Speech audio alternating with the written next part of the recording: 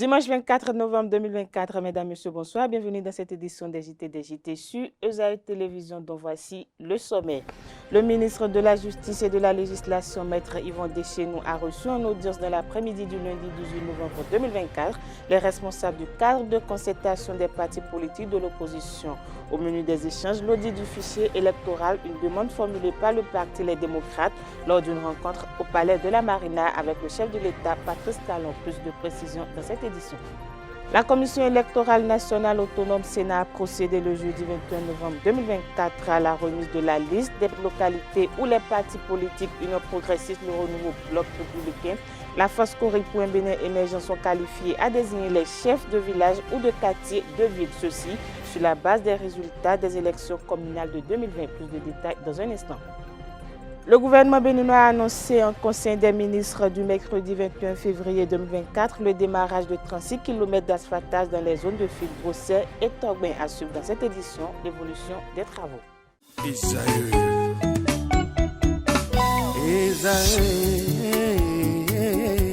Vous recherchez une école de référence pour une double formation universitaire et professionnelle de qualité? Voici l'opportunité à ne pas rater. L'École supérieure d'administration, d'économie, de journalisme et des métiers de l'audiovisuel ESAE vous offre des programmes d'enseignement en licence et en master orientés vers l'emploi qui font d'elle une référence à travers les filières de l'administration générale et territoriale, l'administration du travail et de la sécurité sociale, droit, diplomatie et relations internationales, administration hospitalière, universitaire et intendance, journalisme et métiers de l'audiovisuel et toutes les filières des sciences de gestion. Une seule adresse, www.esae.bj. Rendez-vous dès maintenant sur nos campus ESAE Bedjromende au numéro 90 93 65 21 ou au numéro 98 98 14 00. Paracourt sur le numéro 52 46 12 12. Aboumé-Calavi au numéro 52 88 44 44. Akpata au numéro 52 88 33 33. ESAE, l'excellence à un nom.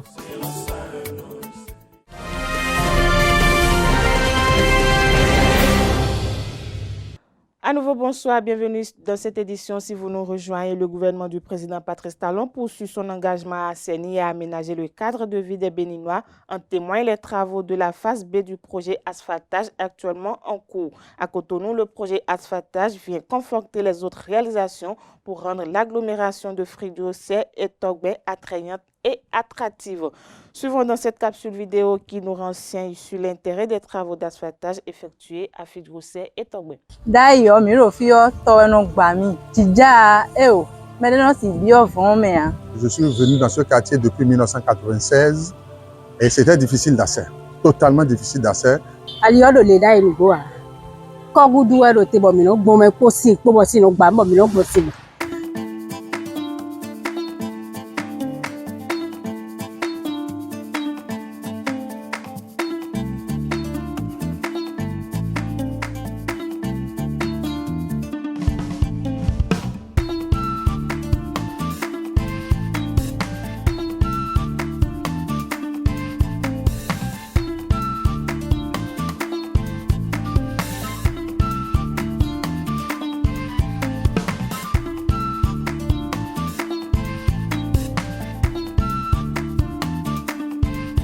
Nous avons bénéficié de ce projet et nous sommes tellement contents que bientôt nous allons rouler sans avoir du sable ni de la poussière. Je suis venu dans ce quartier depuis 1996 et c'était difficile d'accès, totalement difficile d'accès. Et donc avec le temps, on a essayé de travailler, de temps en temps d'amener des gravats pour pouvoir passer, mais à chaque saison pluvieuse, c'est un calvaire qu'on vivait. Donc il faut passer dans l'eau. Si tu n'as pas un véhicule 4x4, c'est difficile pour toi d'accéder à ta maison. Mais aujourd'hui, nous avons vu que le projet asphaltage est venu chez nous. Et ce qui a justement encore fait plaisir, c'est que de notre rue Diaco jusqu'à la rue de l'église, je crois que tout est asphalté.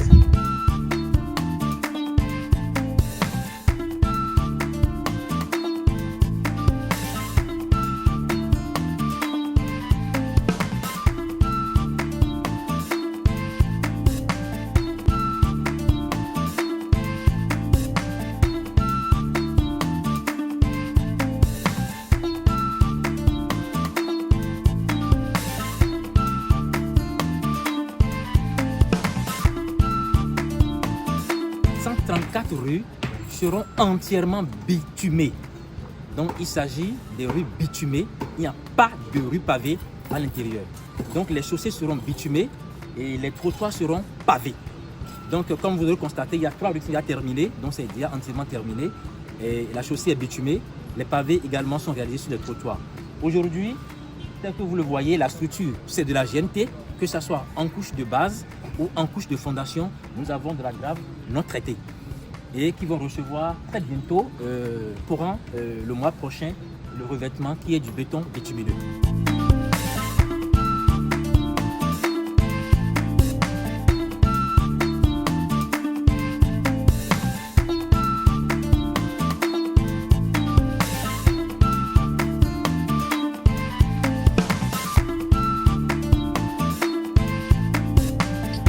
No gbedosa do Sisi Jaha président Kalo bena cheni nikuda zo nikudo tozo ali odo le dai nugo a kogudu e do te bo mi no gbon me posi po si no gba mo mi no gbo si ti on de président wa e wa blotiti mi njonu to kun fi so e wa e blo mi be jacho mi nu kun me hun gbe kan gbe e na cheni dai o mi ro fi o to enu gba mi ti ja e o Maintenant, si bien vont mais les cas wa ihunu e o mendu le ton egbe.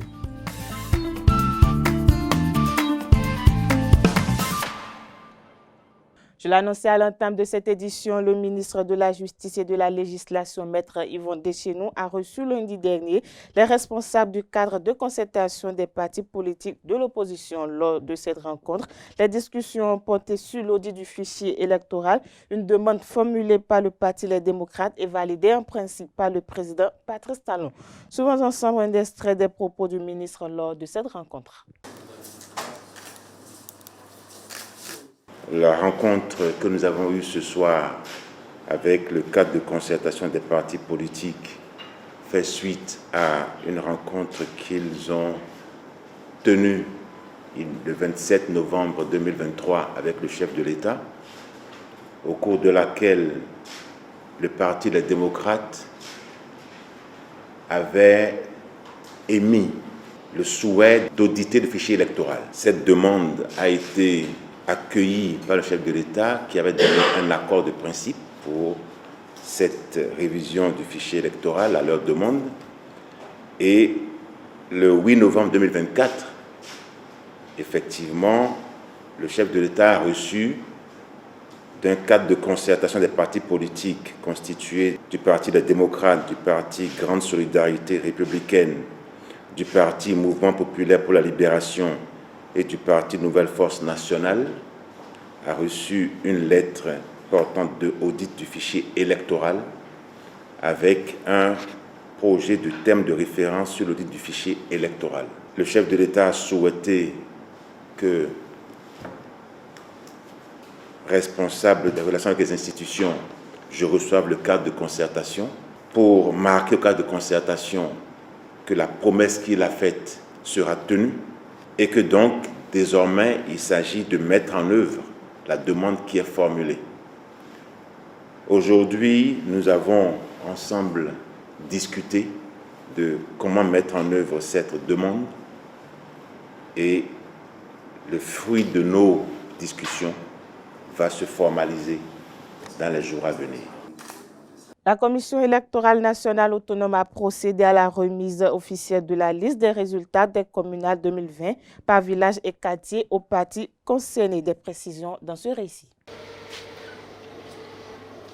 La Commission électorale nationale autonome Sénat vide le dossier latent des élections locales. Sous la présidence de Saka Lafia, l'institution a remis la liste des résultats des communales de 2020 par village et quartier de ville aux 3 partis concernés. La Force Cori pour un Bénin émergent, FCBE, le Bloc républicain, BR et l'Union progressiste Le Renouveau. Le document est le fruit d'un long processus d'inventaire, d'analyse et de traitement des données qui s'inscrit dans notre volonté commune de renforcer dans la durée le processus démocratique à tous les niveaux dans notre pays.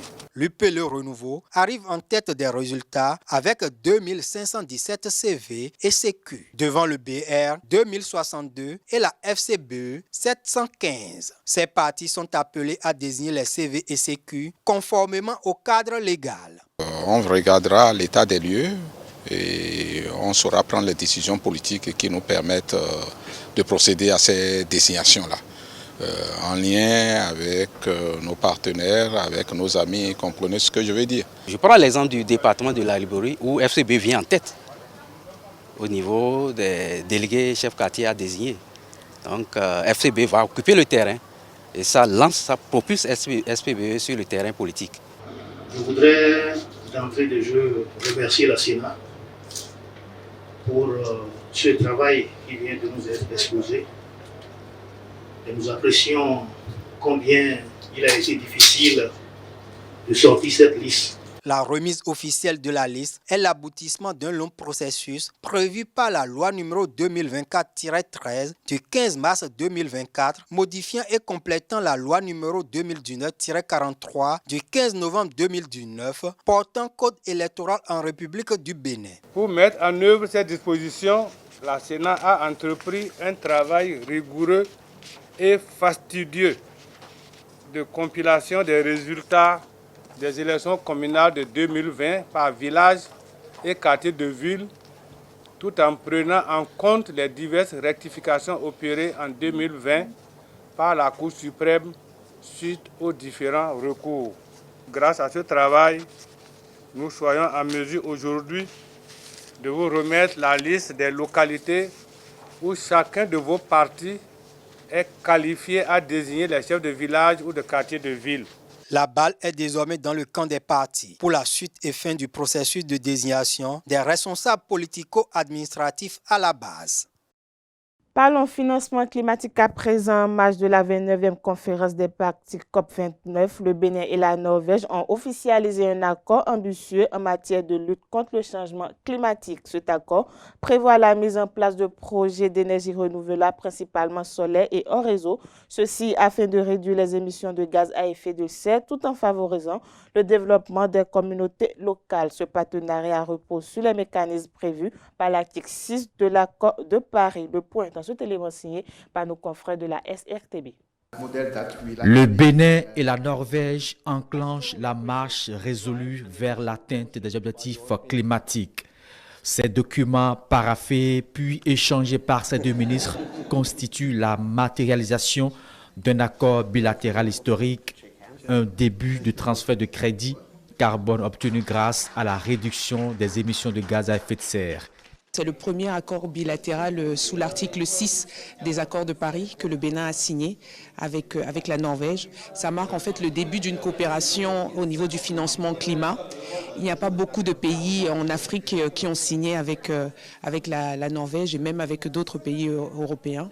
C'est un accord qui nous permet aujourd'hui en fait de travailler sur des projets d'énergie renouvelable pour le pays et de les faire financer sous le couvert de l'article 6 en coopération avec la Norvège. Donc c'est vraiment un tournant qui va nous permettre non seulement d'atteindre notre indépendance énergétique, mais aussi de nous permettre de lutter contre les enjeux du changement climatique. Cette signature vient donc corroborer l'application de l'article 6 de l'accord de Paris.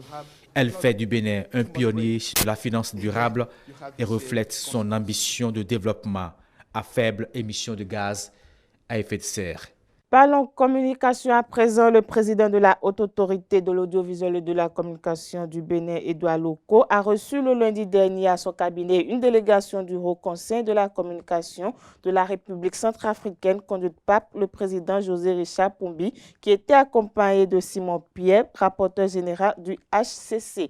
Le point de la science avec nos confrères de la SRTB. En République centrafricaine, nous avons au mois de juillet de l'année prochaine des élections locales, c'est-à-dire municipales et régionales.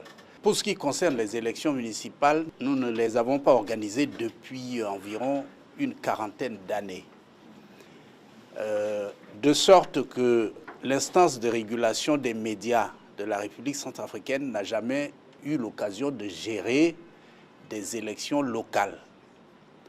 Or, ici au Bénin, c'est un exercice auquel l'instance de régulation est assez familiarisée, on va dire.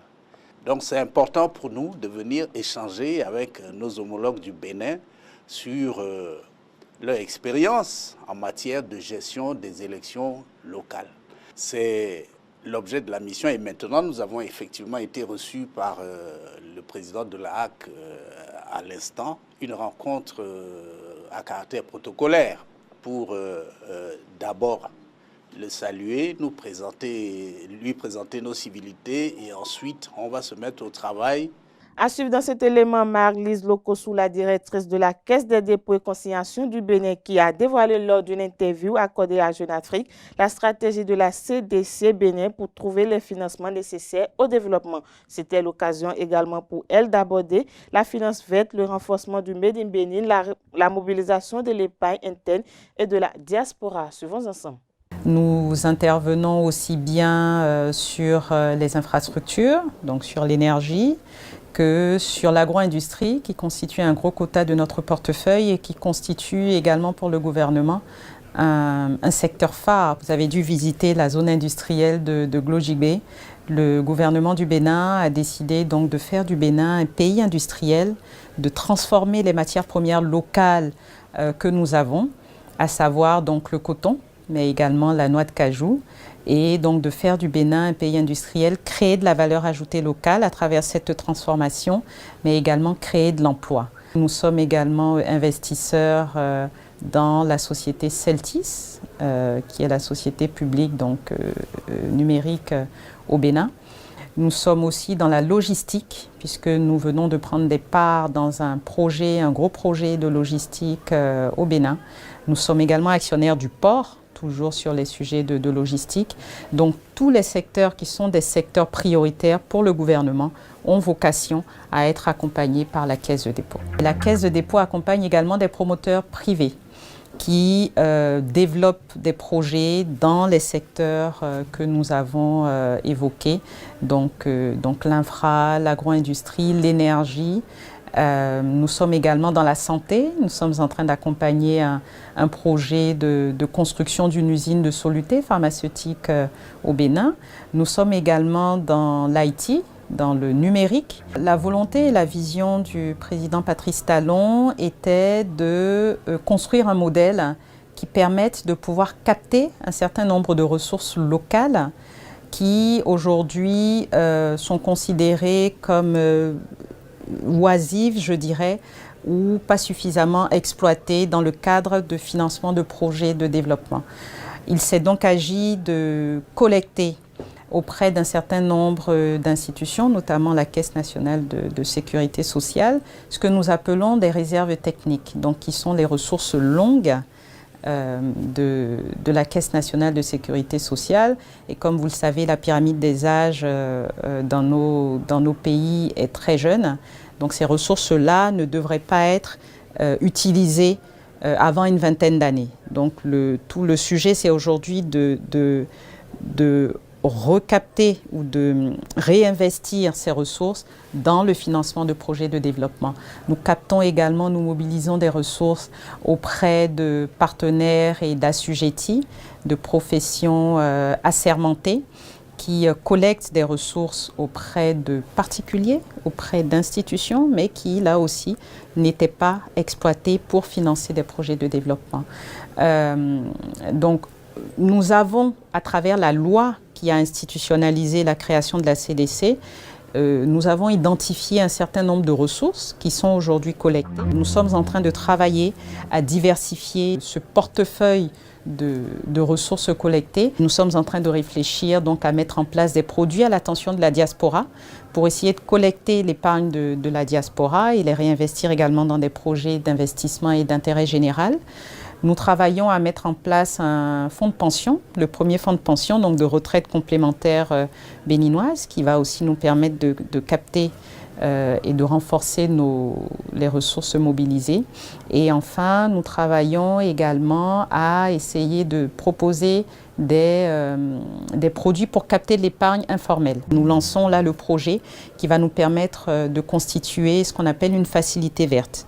Une facilité verte qui nous permettra de pouvoir constituer un portefeuille de projets verts, verdir les projets existants du portefeuille de la CDC pour les rendre éligibles à des financements durables et enfin accompagner ces projets pour aller lever des ressources concessionnelles et durables sur les marchés financiers. En visite au Bénin dans le cadre du partenariat entre le Parti Union progressiste, le Renouveau et leur formation politique, des experts du Parti communiste chinois ont entretenu des cadres UP le lundi dernier à Cotonou sur les capacités de la formation politique béninoise à exercer le pouvoir d'État, un partage enrichissant pour l'UPR au regard de la longue expérience du PCC en la matière, le compte rendu avec la SRTB. La modernisation à la chinoise au cœur de ces échanges entre le Parti communiste chinois et le bloc républicain. Des moments d'échange, d'expérience pour renforcer la coopération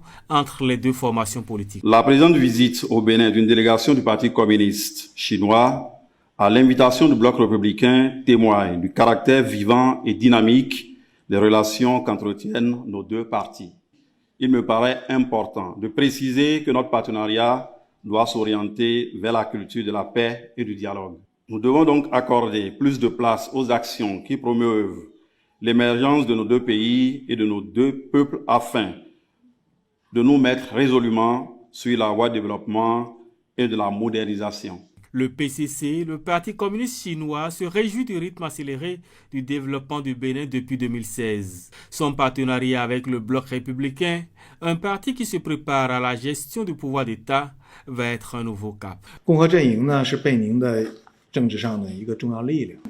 républicain est une force très importante sur la scène politique du Bénin. Et vous œuvrez à la réforme au développement du Bénin et a obtenu le soutien du peuple béninois. Et ceci est témoigné par votre très bonne performance lors des élections. Et en tant que parti ami, le PCC souhaite de plus grands succès et de prospérité pour la cause du bloc républicain.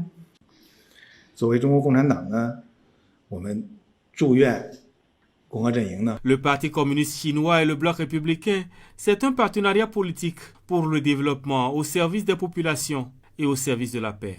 En sa séance hebdomadaire du Conseil des ministres du 20 novembre dernier, le gouvernement béninois a acté la fin du mandat de gestion de l'hôpital de Ménotin attribué depuis 1992 à l'association médico-sociale de Ménotin. Cette décision intervient après plusieurs constats de non-conformité dans la gestion de cet établissement hospitalier situé à Cotonou. Construit en 1992 avec l'appui financier de l'Association internationale de développement, l'hôpital de Ménotin avait été confié à l'association médico-sociale de Ménotin pour une gestion en concession dans le cadre d'un mandat initial de 10 ans. Plus de précisions avec le secrétaire adjoint du gouvernement, Wilfried Mbedji. Rapport de l'exécution du mandat de gestion de l'hôpital de Ménotin et dénonciation de l'accord irrelatif.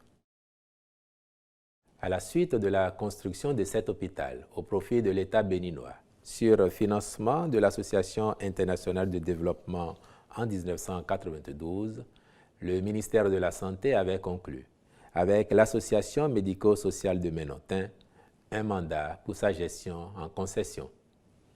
L'objectif visé était d'y favoriser une offre de soins de qualité et d'assurer sa bonne administration pour une durée de 10 ans, renouvelable par tacite reconduction.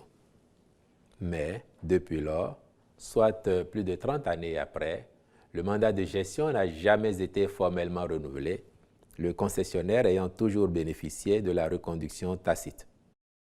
Or, au terme du mandat de gestion, le concessionnaire a l'obligation de fournir, chaque année, au concédant qu'est l'État béninois, les statistiques sanitaires et de produire les comptes d'exploitation annuels conformément aux normes comptables en vigueur dans notre pays.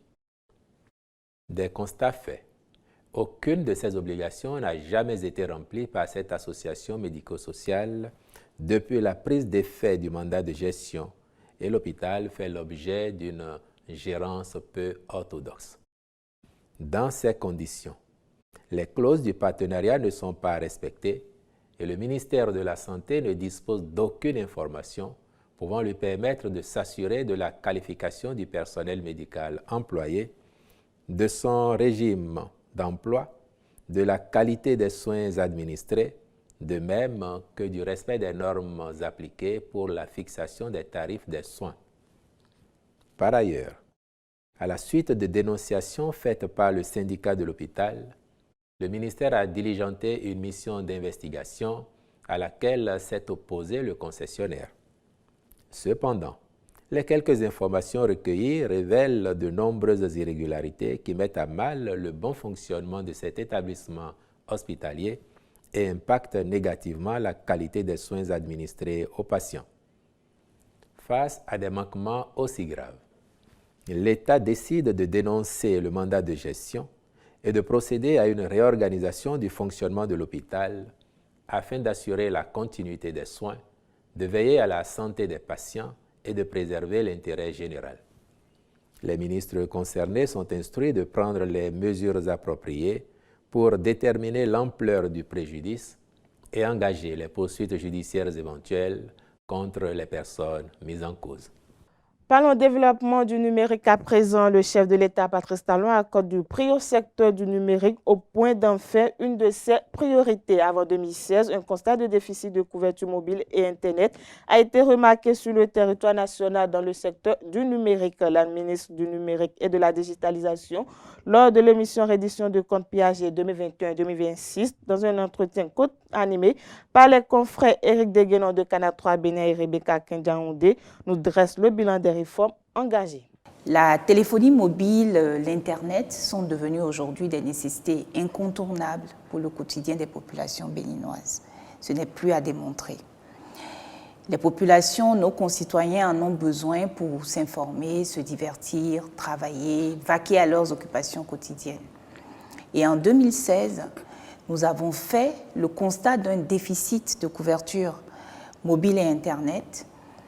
Et suite à cela, le gouvernement, par des réformes profondes, a incité les opérateurs de télécommunications à investir davantage dans l'extension des réseaux et dans la qualité de service. Le résultat est là aujourd'hui, tangible. Les populations béninoises sont couvertes en réseau mobile à plus de 90%, ce qui signifie que partout dans notre pays, presque partout, on peut capter le signal, on peut passer des appels, on peut utiliser les services mobiles et Internet, on peut utiliser le service mobile money pour payer, pour se faire payer en termes d'activité commerciale dans le cadre quotidien de ce que nous avons à faire en tant que population. Comme on peut le voir en 2015, c'est d'ailleurs le constat qui a été fait quand les diagnostics ont été posés en 2016, 40% à peine des populations du Bénin étaient couvertes en réseau 3G. Comme on le voit, cette couverture était très focalisée dans les zones à forte population, on va dire ça comme ça, mais certaines zones qui étaient quand même importantes aussi étaient assez négligées. Donc la carte le montre bien, la couverture 3G était assez maigre finalement. Et en plus de ça, on avait un retard technologique parce qu'en 2015, on était en droit d'espérer d'avoir des réseaux 4G au Bénin. Donc ce que nous avons fait avec les réformes et les projets, c'est de faire à la fois un bond en termes de couverture. Aujourd'hui, nous sommes à plus de 90% de couverture en 4G. On le voit sur la carte, c'est toutes les zones vertes, les zones jaunes et les zones rouges aussi. En fait, cette différence de couleur illustre juste des seuils techniques. Mais ce qui importe, c'est qu'on voit bien que notre pays, en termes de couverture, a fait un bond significatif. Et nous avons aussi fait un bond qualitatif en termes de technologie. Aujourd'hui, cette couverture dont on parle, c'est de la couverture 4G. Ça veut dire que nous avons aussi rattrapé notre retard technologique. Et aujourd'hui, avec la 5G, on a déjà des sites 5G au Bénin. Nous sommes encore plus en train de rattraper le retard parce que nous réduisons la durée entre l'apparition d'une technologie et son déploiement dans notre pays. C'est très important. Et nous avons tout dernièrement reçu également les données issues des associations donc, qui s'occupent de la mesure de ces couvertures sur la base des données terrain et qui nous confortent. Entre 2014 et 2023, c'est la partie verte, on voit bien comment on a évolué en termes de couverture dans notre pays pour arriver aujourd'hui à plus de 90%. Et les actions sont en cours pour l'atteinte d'une couverture de la population par les réseaux mobiles 4G à 97% d'ici 2026. C'est ce qu'on a vu notamment à travers les déploiements qu'on constate sur le terrain. Au détour d'une déclaration de presse tenue dans les nouveaux locaux de l'Institut national de la femme, Flore Djinou, secrétaire exécutif de la dite institution, a annoncé un double événement d'importance. Il s'agit de l'officialisation de l'aménagement de l'INF dans ces nouveaux locaux situés à l'avenue Jean-Paul II, carrefour Sonep de Cotonou, et du lancement imminent de la campagne des 16 jours d'activisme contre les violences basées sur le genre, le compte rendu de la science avec Cana 3 Bénin. Le bâtiment de type R+3 est essentiellement constitué de bureaux, d'espaces de travail collaboratifs, de salles de réunion équipées à chaque étage et une salle polyvalente au rez-de-chaussée. Aussi, en ces lieux prend corps le rêve que nous chérissons de déployer un call center, outil précieux pour renforcer l'accès aux services et aux informations, ainsi que pour améliorer la prise en charge des victimes de violences sexuelles et sexistes. Alors que cette étape participe du renforcement des capacités opérationnelles de l'Institut, elle coïncide avec un renforcement en ressources humaines constitué d'avocats, de psychologues, de travailleurs sociaux et de personnel administratif et technique. Nous sommes d'autant plus heureux de disposer de ce bâtiment à ce moment précis où la communauté internationale s'apprête à entrer de plein pied dans la campagne des 16 jours d'activisme contre la violence basée sur le genre, édition 2024. L'Institut national de la femme en tant qu'organisme dédié à la promotion de l'égalité des sexes et des droits des femmes entend-il jouer un rôle fédérateur au cours de ces journées, comme cela est le cas depuis sa création en 2021.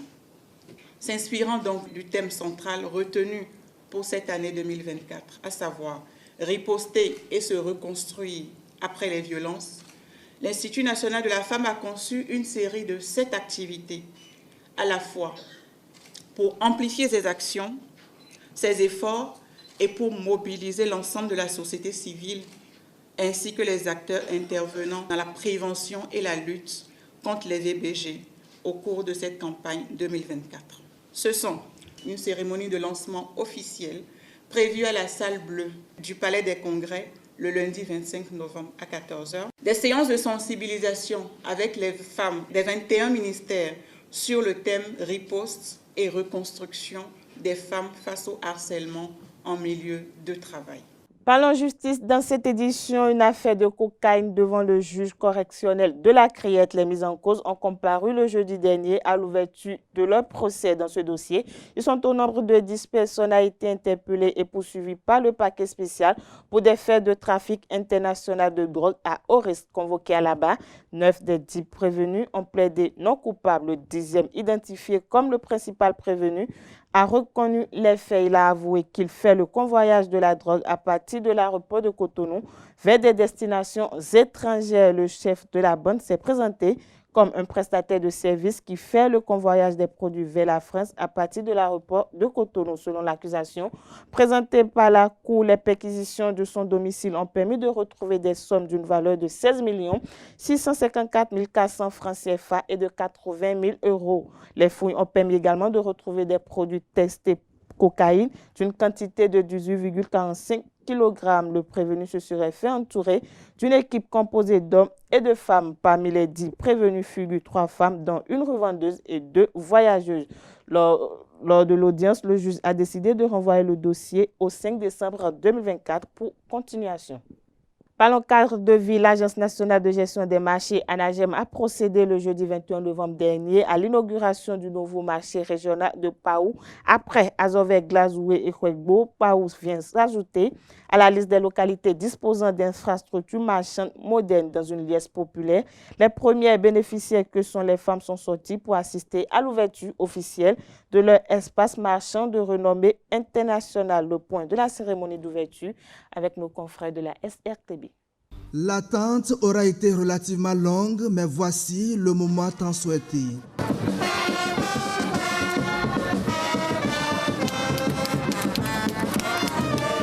La ministre de l'Industrie et du Commerce, avec à ses côtés sa collègue des Affaires sociales et de la microfinance et les autorités locales, ouvre officiellement le marché régional de Paou au grand bonheur de ses usagers.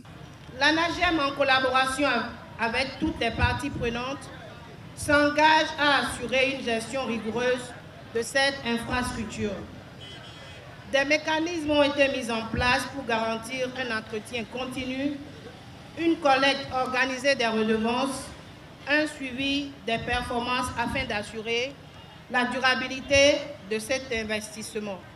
Le marché régional de Paou vient mettre fin au calvaire de ces hommes et femmes et améliorer leurs conditions de vente. Au total, 1648 places sont disponibles avec 127 espaces de vente à ciel ouvert, des boutiques, des magasins avec toutes les commodités requises. Ce lieu d'échanges commerciaux abrite désormais 35 secteurs d'activité. Et on ne peut que saluer la bravoure de nos mamans de Paou. Elles sont méritantes et quel que soit le secteur d'activité dans lequel elles exercent, elles méritent d'avoir une infrastructure aussi belle et aussi majestueuse. Ce marché moderne de Paou, doté d'infrastructures de pointe, est conçu pour offrir à nos commerçants, nos femmes, nos mamans et surtout aux usagers un environnement sécurisé et propice à l'essor de leurs activités. Avant l'ouverture du marché, l'Agence nationale de gestion des marchés avait déjà organisé un tirage au sort pour la répartition équitable des emplacements. Ceux et celles admis peuvent désormais mener leurs activités dans le confort et la sécurité pour le développement économique de la commune de Ouida. Toujours dans le même registre, le nouveau marché de Ganri fait peau neuve. Le joyau réalisé après plusieurs mois de travaux sera bientôt ouvert pour le bonheur des usagers, érigé en R1+1 avec une couverture charpente métallique dont la partie centrale a la forme d'un parapluie. Il représente à lui seul une nouvelle typologie d'infrastructure marchande. Suivons ensemble cette capsule vidéo qui nous présente le nouveau marché moderne de Ganri. La preuve de l'attachement du chef de l'État à créer des conditions décentes aux femmes dans leur commerce, c'est sa descente surprise au marché Ganri.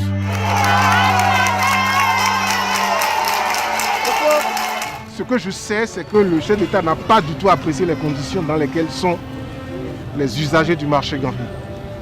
En termes de fonctionnement, mais surtout en termes de salubrité, de conditions, il a été fondamentalement choqué par ça. Et tel que je le connais, quelque chose va se passer certainement dans les semaines qui viennent. Sur l'ensemble des chantiers visités, les populations en liesse n'ont pas manqué d'exprimer leur admiration à Patrice Talon, venu transformer leur quotidien et révéler davantage le Bénin.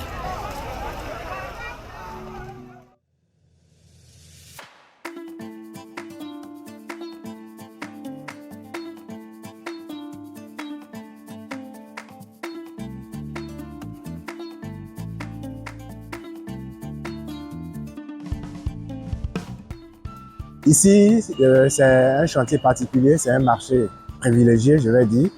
Nous avons un marché qui est un rez-de-chaussée plus un étage, avec une couverture charpente. Vous allez voir la particularité de la charpente. Nous avons une partie centrale qui est comme un parapluie. Donc cette fois-ci, au lieu que ce soit en béton, c'est quand même en charpente métallique. c'est sa particularité par rapport aux autres marchés.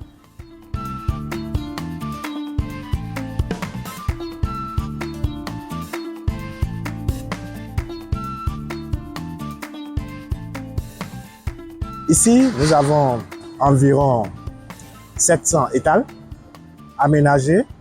Nous avons une dizaine de boutiques, de grandes boutiques. Nous avons 2 grands types de restaurants. Nous avons les restaurants à proprement dit et nous avons de petits restaurants de la taille des maquis, des fast-foods. Donc nous en avons une vingtaine environ.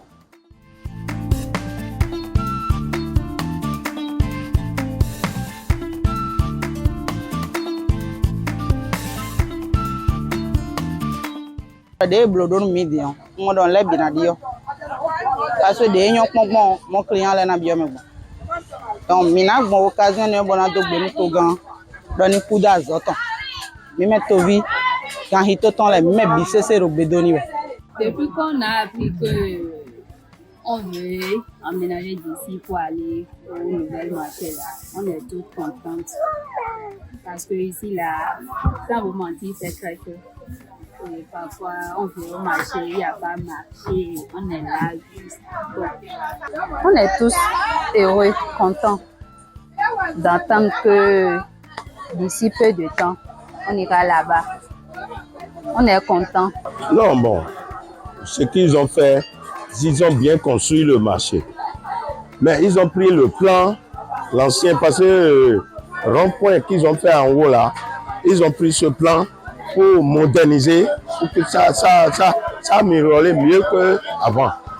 Maintenant, ils ont encore fait, et il y a des fleurs à l'intérieur, bon, parce qu'ils ont bien construit en tout cas, c'est bien travaillé.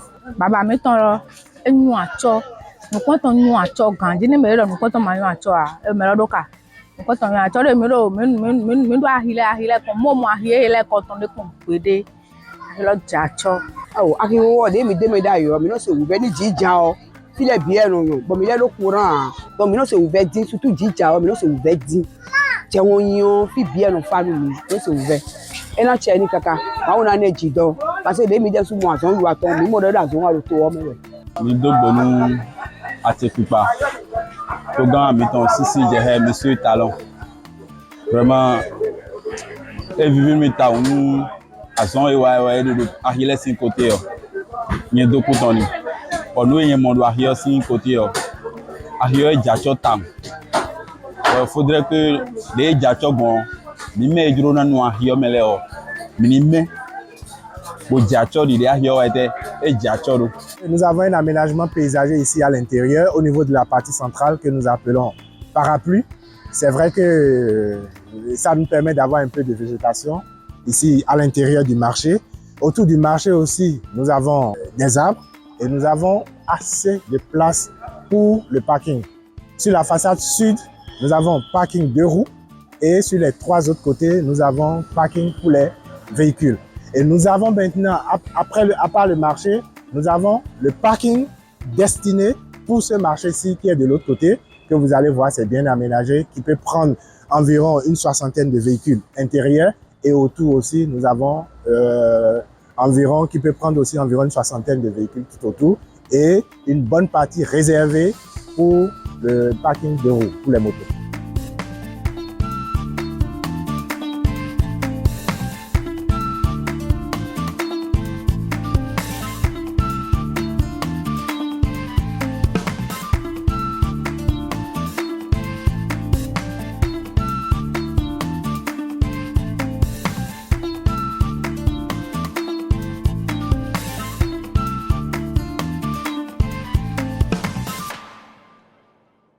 Après leur qualification à la 11e édition des Jeux universitaires du Bénin qui s'est déroulée dans la ville de Djougou, les athlètes de l'équipe championne de l'École supérieure d'administration, d'économie, de journalisme et des métiers de l'audiovisuel ESAE ont été reçus dans l'après-midi du vendredi dernier par le fondateur Clément Adeoti. Adéchian, l'ancien président de ESAE FC, n'a pas manqué de leur transmettre ses félicitations et encouragements suivant ses propos au micro de la rédaction de ESAE Télévision. Quand j'ai décidé cette année de rentrer dans la compétition avec le handball, je me suis dit il faut que nous gagnions.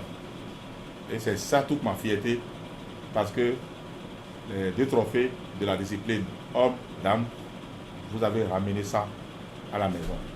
Je vous remercie infiniment. Merci aux footballeurs également qui ont confirmé la réputation de la maison en matière de football. L'année dernière, on était en finale, on a gagné avec Esaü Parakou. Et Esaü Cotonou était 3e parce que éliminé justement, je crois, par Esaü Parakou. C'était un duel fratricide. Bon, quand les 2 frangins se rencontrent, il faut bien qu'il y en a un qui aille en finale. Donc c'est ce qui s'est passé. Et Parakou a éliminé Cotonou et Parakou évidemment a tenu ses rangs et a ramené la coupe pour la maison. Je crois que c'est ça qui est là pour l'année dernière. Et c'est Cotonou, 3e. Vous avez été 3e, vous avez chicoté, je crois, Lokosa. En Fast. Vous avez chicoté face pour le match de la 3e position pour ramener le trophée de 3e.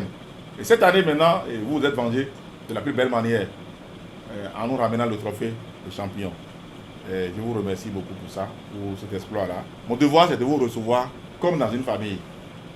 Pour que vous appreniez à vous comporter comme dans une famille. À savoir que à Esaü, on ne joue pas solo. On ne joue pas individuel. C'est dommage, mon adjoint qui vous a suivi, il est à Parakou, il est allé en mission d'enseignement à Parakou, il n'est pas là. Sinon, il devrait être ici avec nous pour vous encourager avec moi, pour vous féliciter. Et je voudrais vous dire que le challenge ne vient que de commencer, surtout pour les handballeurs. Parce que là, c'est la première édition que vous avez gagnée. Les éditions qui vont suivre, on va les gagner. Et j'espère que nous irons en Allemagne. Alors je vous dis, apprenez et apprenons à vivre ensemble comme dans une famille. Ne soyons pas individuels. C'est pourquoi j'ai tenu vraiment ce qu'on se rencontre ensemble. Votre argent que vous avez gagné, ça ne vous servira pas à manger et à boire. Votre argent sera partagé équitablement. C'est moi, je vous reçois pour manger et pour boire. Mais ce que vous avez gagné vous revient. L'école ne peut pas toucher l'argent des athlètes. Au contraire, on devait vous encourager davantage. On ne peut pas en extraire, en retirer. Le seul couac, j'ai discuté avec les capitaines, c'est que vous devez apprendre à partager. Vous savez ce qu'on appelle comme ça? S'il y en a 10, s'il y en a 14, s'il y en a 18, on doit apprendre à partager. Le 10 ne va pas prendre pour dire c'est pour moi 10, le 14 c'est pour moi 14, le 18 c'est pour moi 18. Non. Quand on est dans une famille, on travaille comme dans une famille. Que ce soit coach, que ce soit athlète, tout le monde se met ensemble et ce qui nous revient, on partage. Parce que ce n'est pas ça qui fait de vous ce que vous êtes, non. Ce n'est pas ce gain-là qui transformera votre vie. Ce qui a déjà transformé votre vie, c'est la bataille que vous avez gagnée à Djougou. C'est plus important que l'argent. Grâce à vous, d'autres viendront s'inscrire à Esaü. Parce qu'ils comprendront que Esaü, c'est l'école des challenges. Nous, on ne s'amuse pas. On s'amuse. Quand on nous appelle pour des compétitions là, ce n'est pas amusement chez nous. Hein. Non, on ne connaît pas amusement dans la compétition. Si vous dites qu'il y a compétition, c'est que nous avons gagné. Si vous voulez amusement, ne nous appelez pas. Donc, beaucoup ont dit à Djougou qui viendront s'inscrire à Esaü. Vous ne comprenez pas cette école-là, que chaque fois quand il y a, chaque année ils viennent, ils doivent gagner et partir avec. Parce que nous sommes comme ça. Hein? C'est pourquoi je tiens à remercier les encadreurs, franchement, pour leur abnégation, pour le travail qu'ils ont effectué, qu'ils ont abattu avec vous. Je tiens à vous remercier également, et vous, les athlètes sportifs, qui avez sacrifié de votre temps pour aller nous représenter. Que Dieu vous bénisse, continue de vous soutenir. Vous avez une longue carrière professionnelle devant vous. Vous allez continuer par progresser, par émerger. Sport dans cette édition, 9e journée de la Ligue Pro. Panthère FC de Djougou a battu Beki FC de Bembereke 3-0 sur le terrain omnisport de Djougou ce samedi 23 novembre. Malgré une mauvaise entame des hommes de Djougou, Aminou Alassane, entraîneur des Panthères, son homologue de Beki rejoue le match. Ils sont au micro de nos reporters. Mon équipe est déjà en rodage. Quand vous construisez une équipe, il faut le temps. On avait construit l'équipe, on n'avait pas eu le temps de faire des matchs amicaux. Et le championnat, le début là, ça nous a beaucoup montré où il faut travailler, qui il faut jouer à quel poste. Maintenant, l'équipe est déjà en rodage, ça serait difficile pour les autres équipes. Et c'est une équipe qui avait, dès le début, ils ont centré, ils ont envoyé le ballon dans notre surface et monter, jouer à la médiane. Donc ils ont voulu jouer avec un bloc haut Donc, avec le coach qui est un peu expérimenté, il a cherché à jouer haut. On est obligé de dire à nos poulains de rester un peu bas et de défendre. Après, on les a demandé, maintenant on a vu comment l'équipe joue, de sortir jouer. C'est une équipe qui joue sur de longues balles et nous on a cherché à jouer avec des petites passes et bouger beaucoup et surtout jouer plus en attaque qu'en milieu de terrain. Ce qui n'a pas marché, voilà, on peut dire qu'on n'a pas su gérer le temps fort de l'adversaire et surtout au niveau de la défense. Voilà, on a bien entamé, on dominait quand on a encaissé le premier but sur une sortie hasardeuse du gardien de but. Donc c'était un but très facile. Voilà. Donc on a repris. Le deuxième but aussi est venu presque dans les arrêts de jeu avant la mi-temps. Vous voyez, dans des circonstances où la défense a été dégarnie, voilà, toute la défense centrale est partie. Voilà, et sur erreur de marquage, l'adversaire a su saisir l'opportunité et il a marqué. Donc, parce que les 3 buts, je pense que ont été marqués dans des circonstances, les mêmes circonstances. Hein. Donc, il va falloir que nous travaillions un peu l'agressivité au niveau de notre équipe, surtout au milieu du terrain et au niveau de la défense. Donc, ceci nous a beaucoup manqué. L'adversaire a su tenir. Il a su tenir et a ressorti son jeu. Voilà ce qui a été payant pour lui. Toujours lors de la 9e journée de la Ligue Pro, AS Takounais FC et Banigansien se sont affrontés à Kandi et se sont séparés après un match nul. Suivons ensemble l'impression de l'entraîneur de AS Takounais et de son capitaine après le match.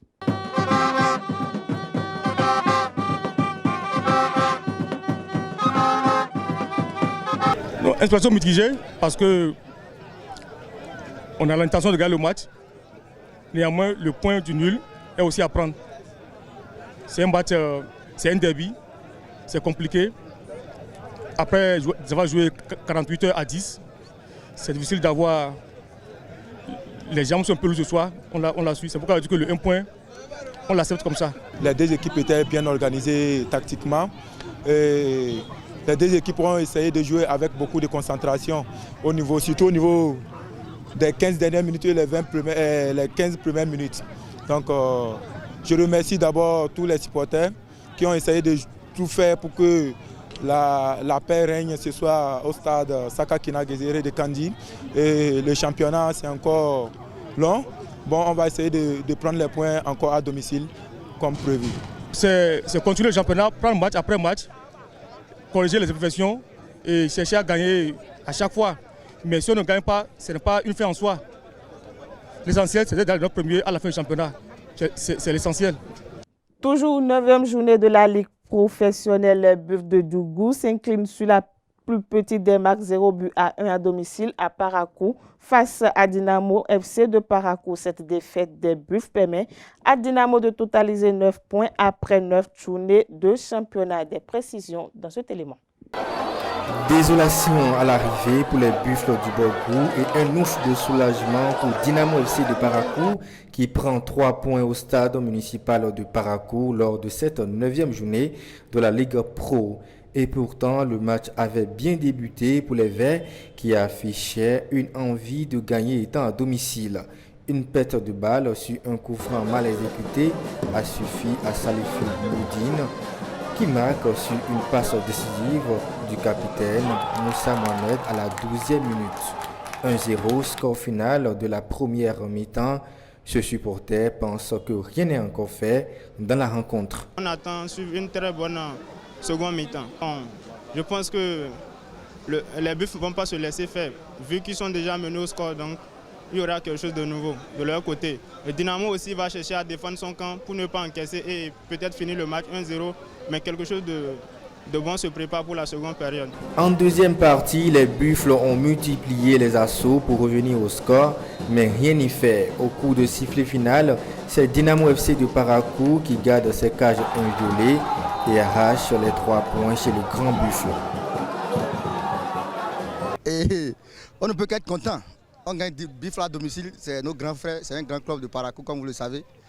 Et Dieu nous a donné la chance de les gagner aujourd'hui. C'est une très grande chance pour nous. On savait qu'ils étaient au-dessus de nous, ils avaient des joueurs un peu plus expérimentés que nous.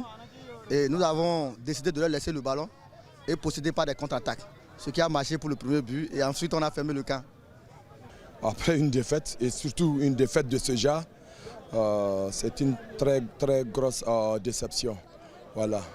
Vu le contenu de notre match, vu cette dizaine d'occasions créées et que qu'on soit incapable de mettre une au fond des buts, je suis dessus. Après 9 journées, Dynamo FC de Parakou, provisoirement 14e de son groupe, totalise 8 points au compteur. Et les Buffles du Borgou, 6e provisoirement, avec 13 points au compteur. Parlons à présent des autres résultats de la 9e journée dans la poule A. Buff FC face à Dynamo 0 but à 1. Même score pour AS Tonnerre et Abeille FC. Pante FC face à Beke 3 buts à 0. Takouni FC, Baniganse 0 but partout. Pour FC, Cavalier FC 1 but partout. Dadia FC 1 but à 0 face à Espoir de Savalou. Même score pour Dynamo d'Abomey face à Damissa FC. Dynamique FC face à Rodio 1 but à 2. L'Autopopo face à Real, même score 2 buts à 1 de la poule B. AS Police 0 face à Jacques 1 but à 0. Avran Omnisport face à Sobemap 0 but partout. Aema FC Asvo 3 buts à 0. Sitatunga FC Adida FC 0 but partout. JSO USS Krake 1 but partout. AS Cotonou Dragon FC 0 but à 1. Coton FC Aziza FC 2 buts à 1. Étoile filante 0 but face à Aspark 0 but à 2 face à Aspark, autant pour moi. GSP Requin FC 1 but à 0. Cette édition se poursuit. Les Guépards du Bénin ont signé leur retour à la CAN. Après 5 ans de 17, Steve Mounier et ses coéquipiers ont arraché leur qualification à Tripoli face aux Chevaliers de la Méditerranée au bout du suspense grâce à un match nul et vierge. Revivons ensemble le parcours le temps du 11 national dans les éliminatoires de la CAN Maroc 2025 dans cet élément. Un match nul et vierge pour le bonheur des Guépards du Bénin. Un nul pour retrouver la plus grande messe du football africain après 2 éditions consécutives ratées. Il a fallu aller jusqu'au bout des éliminatoires pour que la route de la Coupe d'Afrique des Nations CAN Maroc 2025 s'éclaircisse pour l'équipe nationale de football du Bénin. Dans l'enfer libyen, à Tripoli, Steve Mounier et ses coéquipiers ont relevé le défi de qualifier le Bénin à la phase finale de la CAN pour la 5e fois de son histoire. On est le Bénin, on ne s'est jamais facilité les choses pour aller à la Coupe d'Afrique. Je me rappelle en 2019, ça a été la même chose. On s'est qualifié lors du dernier match. Donc aujourd'hui, il va falloir réitérer les mêmes performances parce que si on veut y aller, ça passera par là de toute façon. Face à un adversaire direct, les férus du Curon ont retenu leur souffle jusqu'au coup de sifflet final. Car dans l'autre match du groupe D, les Super Eagles du Nigeria se font mener 2 buts à 1 à un quart d'heure de la fin du temps réglementaire. Et un but des Chevaliers de la Méditerranée allait tout chambouler. Les Guépards du Bénin vont tenir le score et terminent 2e du groupe D avec 8 points, le même total que les Rwandais, mais un avantage particulier, synonyme de qualification. Avant cette 6e et dernière journée fatidique, les poulains de Guénot Roar auraient pu arracher leur ticket. D'abord, lors de la 4e journée à Kigali, après avoir ouvert le score, les Amavubi vont les renverser 2 buts à 1. Le spectre d'une élimination va envahir tout un peuple. Ensuite, c'est à la bande de Victor Osimhen de les écœurer avec un but en toute fin de match lors de la 5e journée. Le Bénin a raté les CAN 2021 et 2023 en perdant le match décisif de la dernière journée de la campagne qualificative. Et dirigeants, et membres du staff technique, et joueurs, et supporters se posent la même question. Va-t-on être éliminé à nouveau de la même façon? La réponse, les Guépards ont vaincu le signe indien. En septembre, Guénot Roar et ses protégés avaient démarré les éliminatoires par une lourde défaite face au Nigeria, 0 but contre 3. Maintenant, place au travail pour préparer au mieux l'expédition marocaine où le Bénin a obtenu sa plus grande performance à une CAN, un quart de finale.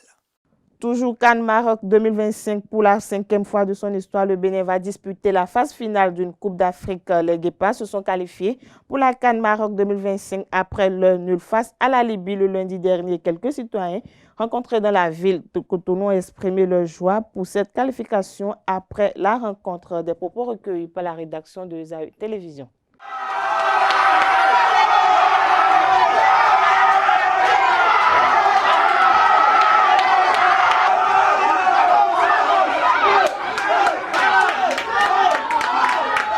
Moi, je suis très comblé.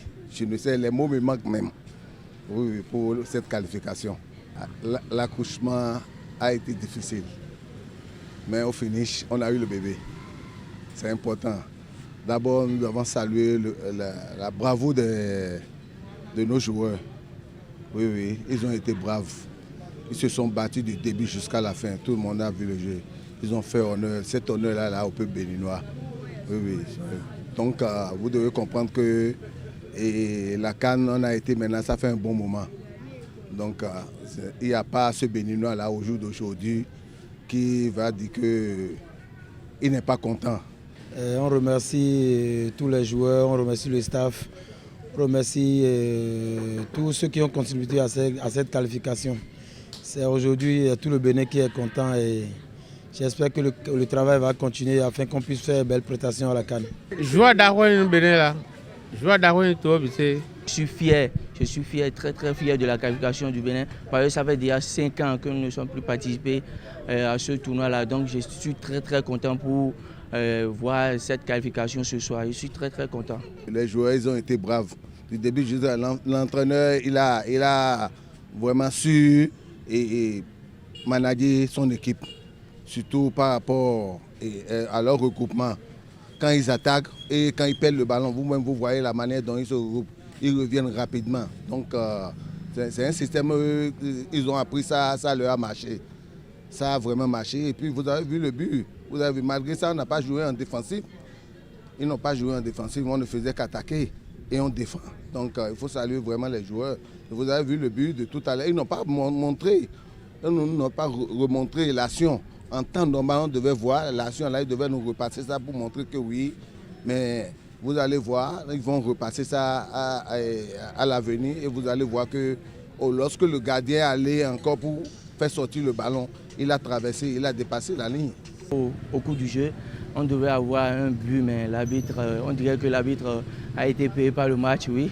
C'est comme ça, nous on a vu ça. Sinon, on allait déjà marquer un but. Le but de Steve Mounier, c'était déjà un but accordé. Si on avait même la VAR, c'était même déjà un but. J'ai vu le match là, c'était très impressionnant et aussi c'est très intense pour nos grands. Ça serait une très belle aventure. Vous avez vu lors de notre dernier CAN qu'on a fait, c'était pas mal. C'était pas mal, on est allé jusqu'à un niveau. Ça veut dire que c'est pas pour aujourd'hui là, cette qualification, c'est pas pour aller faire pied de figure encore. C'est pas pour aller faire, surtout qu'il y a encore du temps. Il y a encore peu de temps que pour l'entraîneur pour qu'il fasse mieux le travail encore, pour qu'on puisse continuer. Seulement ce que je sais, les petits sont là, ils sont déterminés, c'est les petits, les jeunes engagés, on n'a qu'à leur faire confiance, on va faire mal à la CAN prochaine. Normalement, arrête de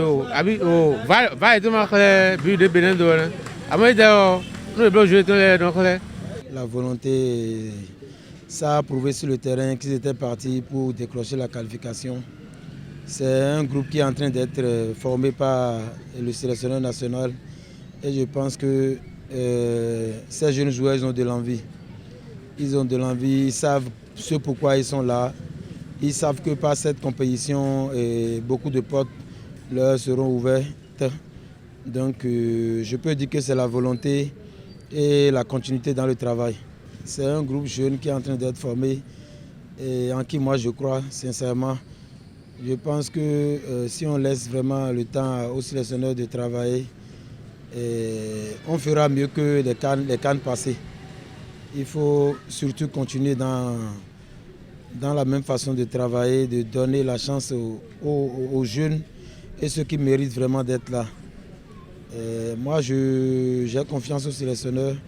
Même si tout n'est pas parfait pour le moment, je pense qu'avec le temps et dans la continuité, on pourra avoir une équipe meilleure que les équipes des CAN passées. Parlons toujours des Guépards présent leur retour. Partie de Tripoli à 11h40. Les Guépards du Bénin ont atterri à Cotonou aux alentours de 16h le mardi 20 novembre dernier. Après leur qualification aux éliminatoires CAN Maroc 2025 comme annoncé, le ministre des Sports et la Fédération béninoise de football ont mobilisé une grande troupe pour bien accueillir Guénodro et ses poulains. Suivez dans cet élément réalisé par la SRTB le retour des Guépards au Bécaye. C'est un jour mémorable pour le Bénin, alors que les Guépards du football reviennent victorieux de la Libye où ils ont décroché leur qualification tant attendue pour la Coupe d'Afrique des Nations Maroc 2025. L'ambiance est électrique à l'aéroport international Cardinal Bernardin-Gantine Cotonou. Une foule immense de supporters est venue accueillir les Guépards du football. Nos malheurs ont créé du bonheur, je dois dire, et ça fait plaisir d'avoir ce bain de foule, de sentir l'atmosphère du peuple béninois, la joie du peuple béninois. On s'était bien organisé et l'équipe a pris forme quand même depuis un bon bout de temps. Et moi je l'attendais cette qualification, mais c'était des circonstances compliquées avec un match très chaud et avec un contexte difficile. Mais on est sorti vainqueur pratiquement de cette épreuve et on est très content pour le Bénin. Direction l'esplanade de l'Amazone.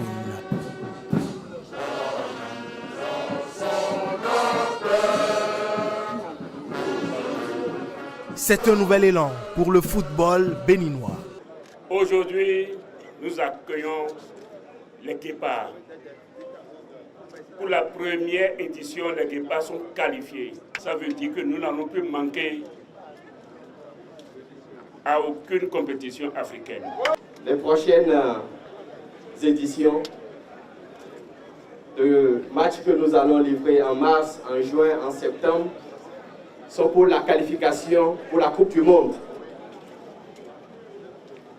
Nous ambitionnons d'aller le plus loin possible. Et c'est pour ça que le gouvernement ne ménagera aucun effort pour continuer de vous appuyer. Les Guépards de retour ont le cœur rempli de fierté et l'ambition de briller au Maroc en 2025.